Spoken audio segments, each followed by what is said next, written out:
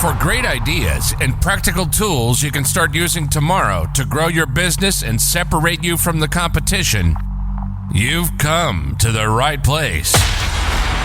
If you're into B2B marketing and sales, then welcome to the one and only B2B Marketing and Sales Podcast. With over 60 and counting total years in the trenches of businesses small and large, they have a plethora of knowledge and experience that generate you more leads, capture more clients, ring up more sales. Well, doggone it, just make you more money. How about that? Always thought-provoking, yet dubiously entertaining.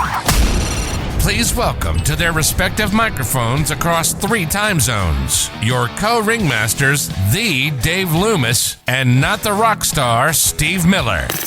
I love experiential marketing. I know. So, hey, everybody. Here we are. Hello. We are back. We are bad. Again. Guys. Now, I don't know if that's year 2. Is that supposed to be incorrect, like politically incorrect to say old white guys? Because that's what we are. I guess it's a description. Yeah, I mean that's what we are. So I have no issues with that. So anyway, Okay. Welcome. Here we are. That's good. Because it would be. It would be. I don't want to be. It's. You know what? I have been accused of being un-PC or non-PC over and over and over again, and I really don't have any issue with that because you know what? Sometimes you just gotta laugh. You gotta have some fun. And just don't take yourself that seriously. Okay. Right. I understand. Deep down, you're a good guy. You're a good guy. You're a good guy. Okay. So as I was introducing us, hey everybody, this is Steve Miller, better known as Kelly Dad, Marketing Gunslinger. Welcome to the B2B Marketing and Sales Podcast. He nailed it. Nailed the name. That's the hardest part of doing this podcast is getting the name right. For me, you have never messed that up. And speaking of you, who am I? You are David Mayo, the voice. Oh crap! What was the other nickname? The dog? No, not the dog. I can't remember what it was. But Moose. You were the Moose. Dave Loomis. You were Moose. Yeah, that's true. You were Moose. That is true. Moose. Loomis. Welcome, my friend. The mostest. Thank you very much. Welcome. So glad to be here today. Be back. Yes. And good day to be alive.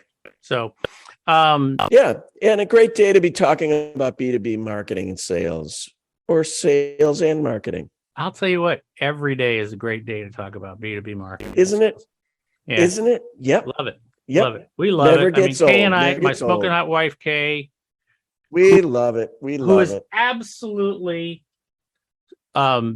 spanking the world with her new book, Uncopyable Sales Secrets. And by the way, speaking of spanking the world, I know that your partner in crime, your other partner in crime, I'm one of your partners in crime.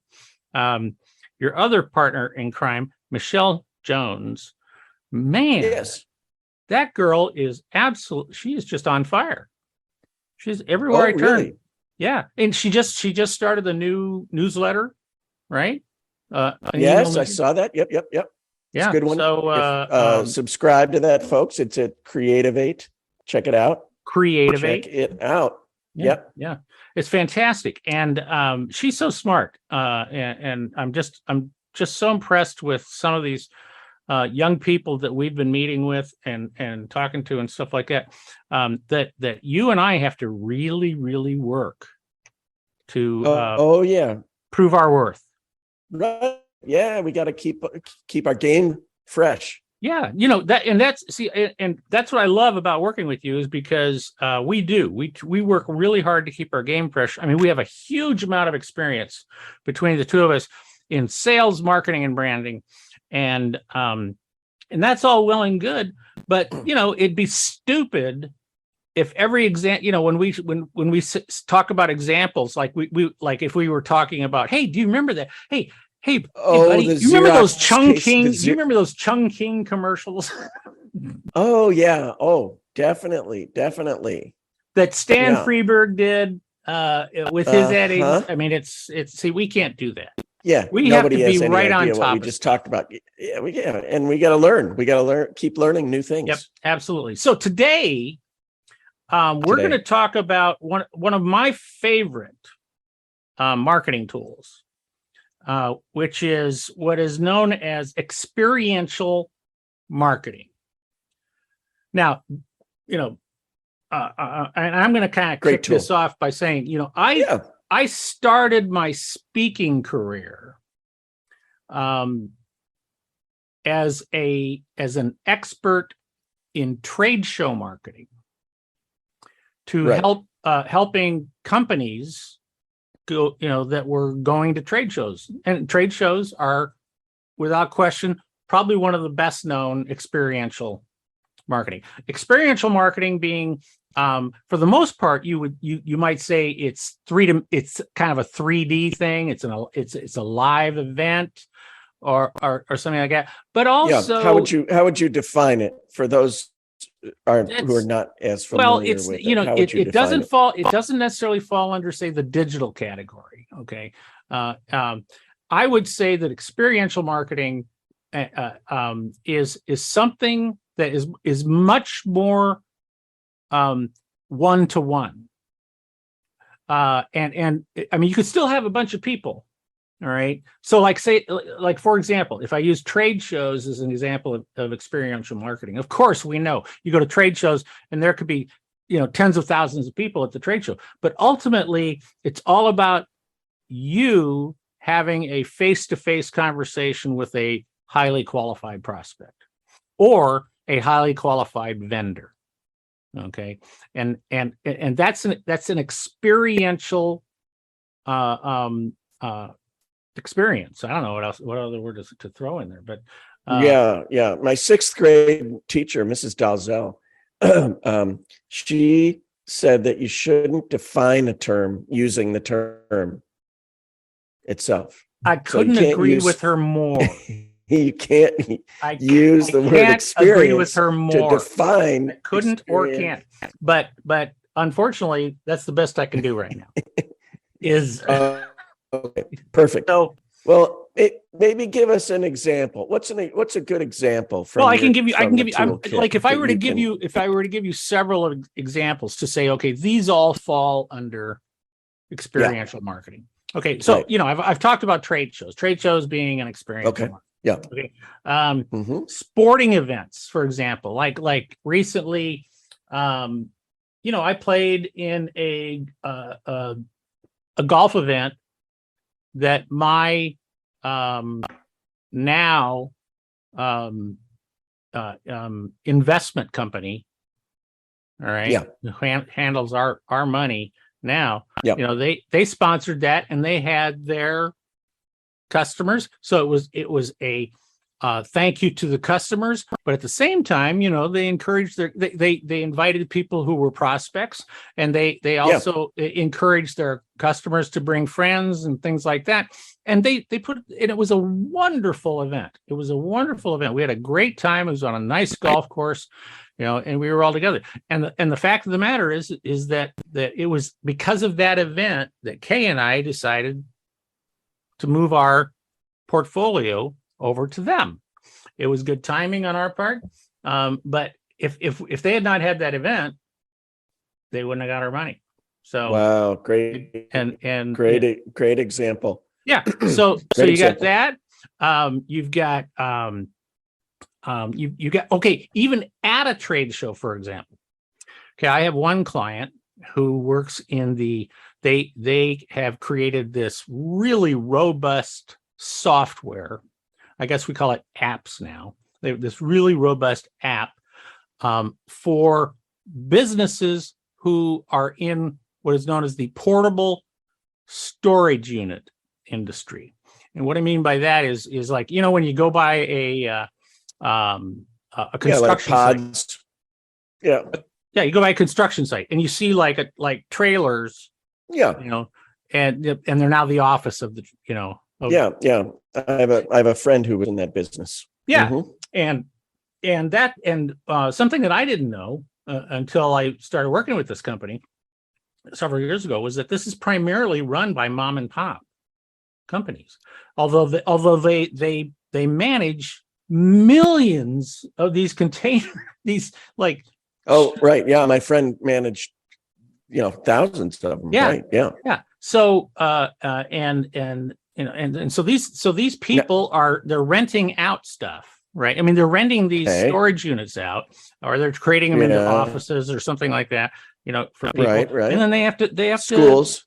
and then they have to manage that, right? They have to know where these Okay. things are and stuff like that. Well, apparently it was always managed, by hand,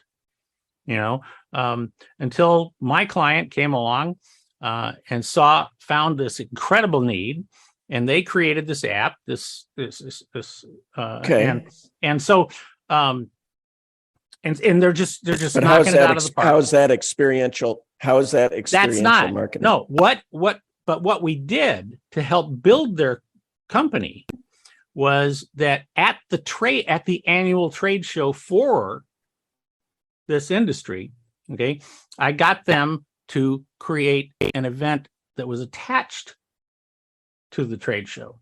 Okay, so at night, when people are going out to dinner and everything like that, they created an event. They rented a ballroom, and then they had dinner for everybody, and then they put on a demonstration, and they had their current clients come up and give testimonials and talk about this stuff, and they answered everybody's question. They just said, and we're going to stay here. We're going to answer all your questions about how you can manage your modular units better. Okay. And where they are, because they and that type of stuff. And after the first time they did that, they increased their year-to-year sales increased by over 4,000%. It was when they first told me that, they called Kay and I to say, hey, we just want to let you guys know that because of this event we did, this experiential event we did, and with we helped them with obviously we helped them with the rest of their marketing too, but that was kind of the focal point. And they said you're not going to believe this, but our That's great. our sales went up like 4,000%. And I said, guys, clearly you have a decimal wrong somewhere. That's fantastic. That doesn't make That's great. sense. So what's dawning on me here. Let's say that you knew of an individual who you wanted to meet with for basically a sales meeting. Right. And you called that person up on the phone, or you emailed them and you said, hey, can I stop by your office for a sales meeting? And they said yes. And you went to their office and you sat down with them face to face. That would be a face-to-face sales call. That would not be experiential marketing. It's not experiential marketing. No, it wouldn't be. But if you designed a different way to meet or spend time with that person and to somehow transfer the information that you want to them, but in a creative way, in a different way. Right. That could be experiential marketing. And I think that's a cool way to think about it, which is like challenge yourself as a marketer or a salesperson to have a sales meeting, but not in a traditional way. So how do you get in front of someone or a group of people without actually doing it the way you've always done it, right? Well, I'll give you a couple of examples because, I just love doing stuff like this.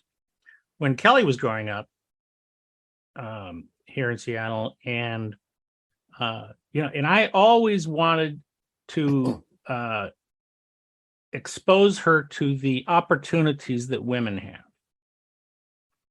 have in the world. Oh, right. As she was growing up, right? Yes. So then I asked myself the question, how can I use this challenge that I have to help Kelly. Is there a way for me to, turn this into something that helps my business? Right. And so what I did was I made a list of women in Seattle who were top of the game. Right. All right. One was a president. I think I've heard this story, but I don't know if it was on a previous episode or maybe it could have been offline. You might it might have been offline. We made a list of and I think the initial list was like 6 women who were extremely successful in business in the Seattle area. And I looked at them as being they're leaders in their own world, right? They have vast networks, so they're like influencers, things like that. And I wanted to grow my network, okay, of and be able to contact people locally. So we found there was one woman who was CEO of one of the largest banks in Seattle. Another woman was Sue Bird, who plays basketball for the Seattle Storm. She's a very famous basketball player. I think she just retired this year. She just retired. Very famous basketball player, but the contacts that she has in the sporting community, right? Yeah. As well as she's dealing with people who are hiring her as a spokesperson and stuff like that. Okay. Yeah. But there was, what'd you do? I mean, there was one of the news anchors, in Seattle, Gene Anderson. And anyway, so this group of people, right? So I'm thinking, okay, I would love to go connect with these people to get them to help me connect with more of the people in the Seattle area. All right. Because I thought, boy, this is just amazing. So with full my intention was to help them to get them to come and spend time with Kelly. So what I did was I approached every single one of these women, and I said, I have a daughter. I said, I'm a dad. My wife is a very successful salesperson, so we got that going for us. Okay. I said, but I'm also a dad who wants to expose my daughter to all the different opportunities that are out there for women, so that she doesn't just think she has to go down this one path. I want her to see the world, okay, as her oyster. And I want successful women to help her see that. And so I approached each one of these women with that message, and I said, if you will have lunch with my daughter, I will donate $2,000 to your favorite charity. Excellent. Every one of them accepted. Would you say, okay, so that's experiential? Would you say that's experiential marketing? Because it also connected me with these women. Yeah, because they wanted to know more about, gee, what do your mom? What does your mom do? What does your dad do? And stuff like that. And when sure. and I didn't go to any one of these lunches. Kay went with her to the lunches, so it was all women. All right, no, I didn't want any pretense to this being about dad. And it was amazing. I mean, it was just fantastic because they ended up connecting me with just tons of people, because they said this guy's this guy's really creative. Look at how this, look what he's doing, to help his daughter and stuff. Yeah. And that's a single example of what I would call a very creative experiential marketing. Yeah, very, very. Speaking of daughters and experiential marketing, my daughter, Hannah, just started a new job in Florida. She moved to Florida, and she's working for a real estate company that has some specialty hotels that are art themed. So Cool. one example is the Art Ovation Hotel in Sarasota, and she was there last week, and she's in charge of her title is cultural curator. So she's going to be working with artists and getting new artists, and also putting on art events at these hotels. So one of the things was that they have an artist in residence every week at the hotel that interacts with the guests and actually creates a real piece of their artwork in real time at a gathering with the guests. And they watch. And she told me about this. She said it was amazing. And it's not schlocky either, because she said she loved this artwork. And I said, why don't you buy it? And she said, well, it's $8,000. So this is like, Yeah, some serious art. But that seems to me to be experiential marketing. They have another one. It is, especially. Go ahead and finish. Yeah. They have one in Daytona Beach that's NASCAR themed, and the entire inside of the whole hotel is NASCAR themed, and there's a race car in the lobby and all that kind of stuff. And you just, if you had to make a brainstorming list of what kind of events you could do, think that would be a long list. Well, if I see, so somebody who's listening to us right now is going, yeah, well, how does that help me? What do I do? See, and my response is, right. You get out there and you find out what's going on in your area. And then you look for ways to link your customers and prospects to those really unique experiences. It became so much part of our DNA here in our business that we actually formalized this type of thing by because we did a lot of consulting for big national trade associations, right? Mm-hmm. And so we created this kind of club of a group, and it was in the beginning. It was 18 major trade associations who also owned huge trade shows in the United States. And what we did was this club is we turned this into a completely experiential connection with these people, where we would meet 3 times a year. And at each one of these meetings was in a different location in the United States. We would meet and we would go somewhere where I would say to these people, I would say, okay, you've got a trade show. You've got people coming to your trade show. Do you just want to be a trade show? Do you just want to be known as a trade show? Because another trade show can come up and start, biting you in the butt, and you're vulnerable.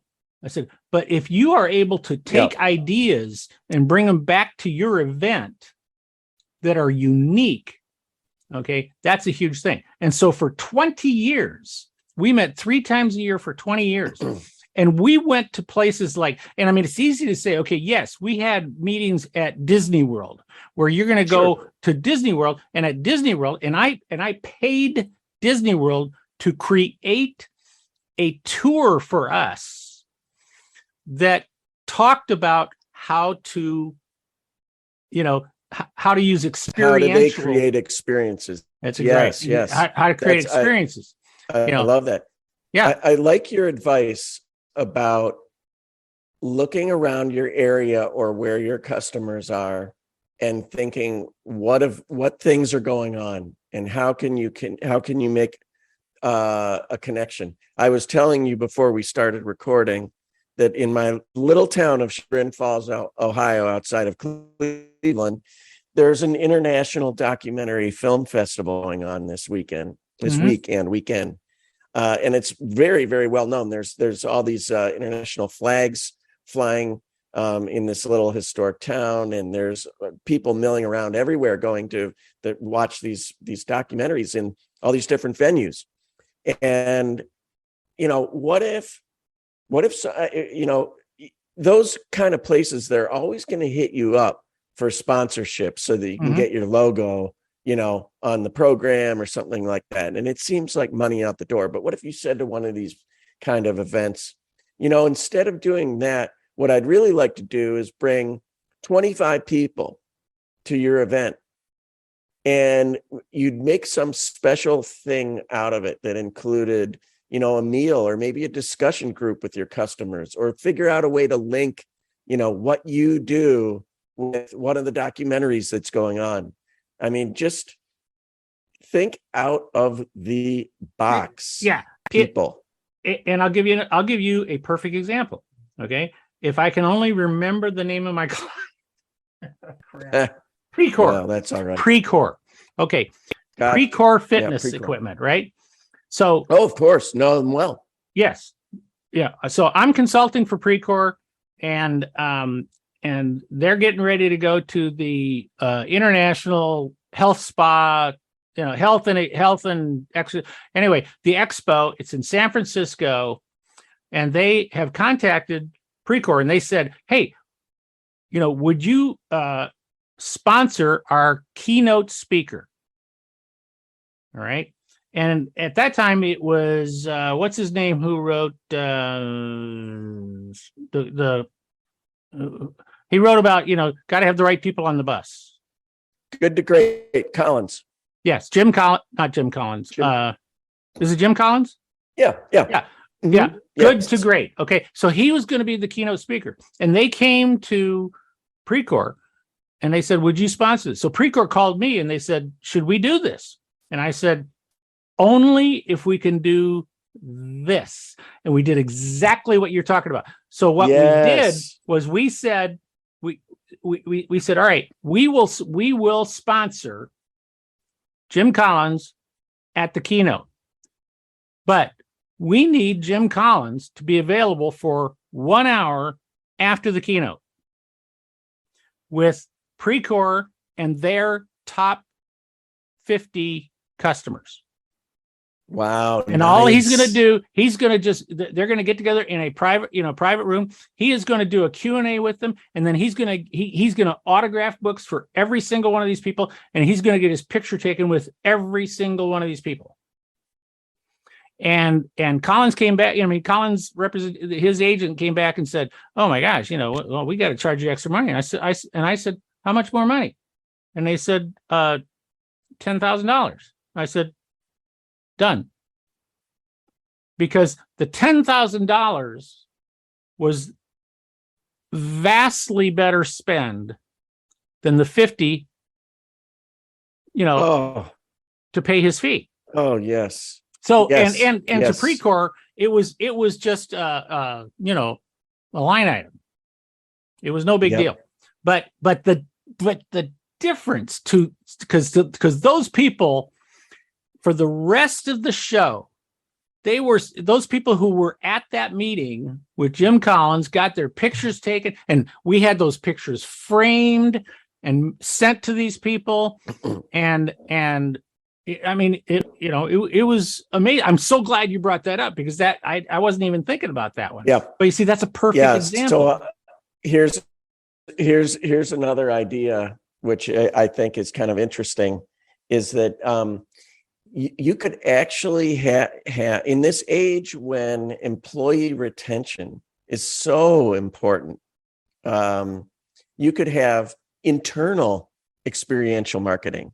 Oh, absolutely. Because we have to market to our own people. And, how effective is an email that you give blast out to, employees saying, we're so thankful for you and blah, blah, blah. It's like a dime a dozen. But one of my clients that I work for, that's an architecture firm, the owner of the firm, there's a brother and sister, and the sister, the brother is the CEO, and the sister is the chief experience officer. Okay. And she is all about culture. She is all about client experience and relationships. And that's what she does. 100% of her time is spent doing that. and it's also on the internal side. So one example that's coming up is a gratefulness luncheon that happens simultaneously in multiple offices the week before Thanksgiving. And it's all about gratefulness to the employees and everybody, and also clients. And everybody gets notes that they have to write, and they have to write. Everybody in the entire company receives a note from someone else that says why they're grateful for that person. And every top client receives notes, multiple notes from the team that serves them to say that they're how grateful they are. And that's just, I won't go into a long story, but that's just the tip of a huge iceberg at just this one client of what they do.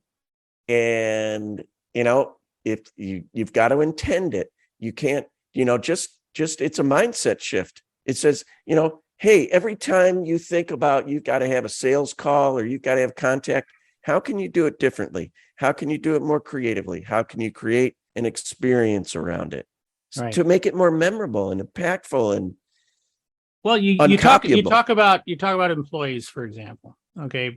And we might say, right now, somebody might be saying, well, what does this have to do with marketing and sales and branding and stuff like that? Well, the fact is, marketing is everything you do. It has a lot to do with that because you never know when an employee is going to have a contact with the customer, contact with the prospect, anything like that. And they have to walk the talk that you are asked.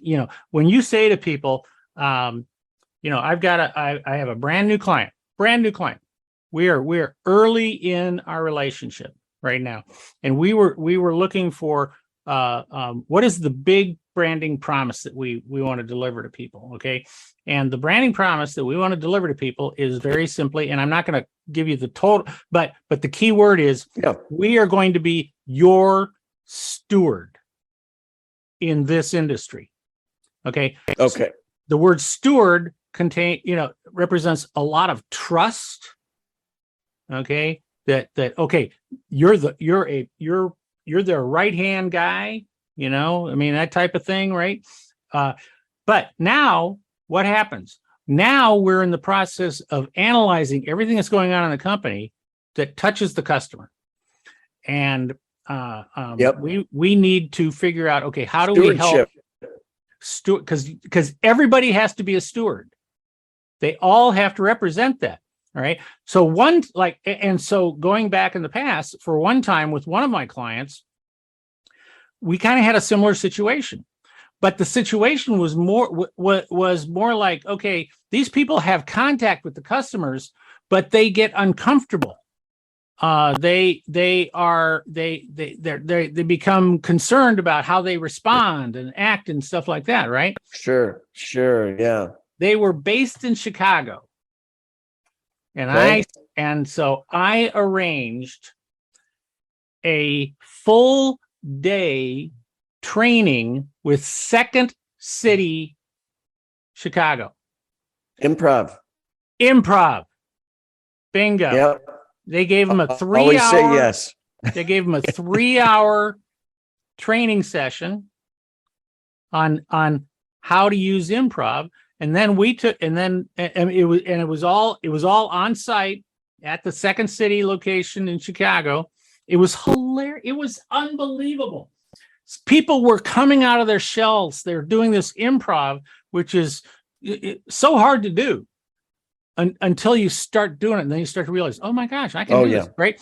And then in the, they did the Second City did it for us in the morning, and then they we kept the room that we were using at Second City. And then in the afternoon, I took them through and we gave them, situations that they might be in. And we let them practice and do role playing and everything like that. So that they, and they're like going, oh, I can do this. Right. I can do this. And that is experiential, and it is still experiential marketing, even if it's coming from an internal perspective. So very powerful stuff. We should we should. We're going to stop package this right this. now because we're I can't tell you how cool this stuff is when you learn how to do it. Keep on talking. Yep. So, yeah, you're right. We're done. Yeah, we could I'm an evangelical. Yeah, if you can't tell, stuff. folks, we love this topic. It's amazing, and for good reason, because it's so hard to cut through the clutter now. So hard. It just gets harder every day, every year that we are in this marketing business. Yep. So do something unique, something special. That's it. That's our last word. And I'm going to take us out. Is this the end of the podcast? Yeah, I mean, is this? Are we done for? I mean, done forever? Well, is not that what forever. No, next week we'll be back. Just want to make sure. We'll be back next week. Just yeah. Just signing off for now. This is Dave. That Lewis, was cool because Dave man, Lewis, you had some the good voice. stuff. Yeah. You know what this reminds me of? I'm before you sign us off. Okay. And I'm going to say something. False alarm, folks. False alarm. Yeah. But all right, because you know what, my world has basically been around experiential marketing and really coming up with creative ideas for doing this stuff. Yeah. And and so I've always considered myself to be I'm just the king dog of this stuff. Mm-hmm. You just shared stuff that I was like, that is so cool. That is such a good idea. And that is so awesome. And it reminds me of one of my best clients. Been working with for a very long time, and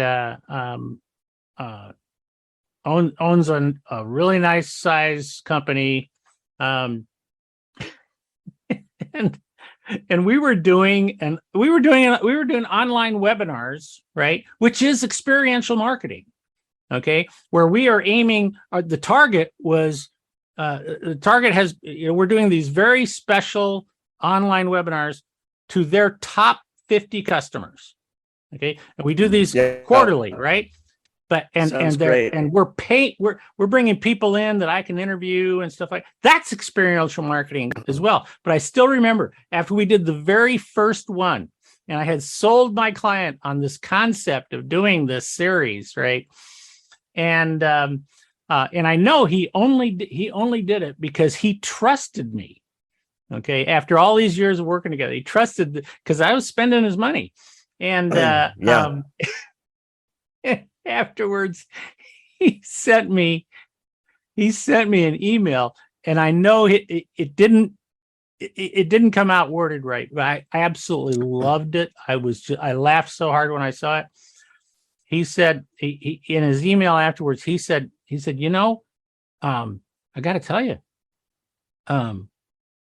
you were better than I thought you were going to be. Right. So I guess I surprised you. That's what I'm saying. No, I surprised you. You have always surprised me. I have immense, respect for your knowledge and stuff. And I'm sorry, but this time you surprised me. This show is it's like jazz, right? Yeah.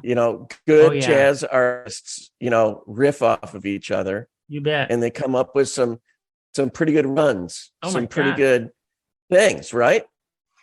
And I'll tell you what, if somebody out there, if you, this is going to be a shameless self-promotion for us.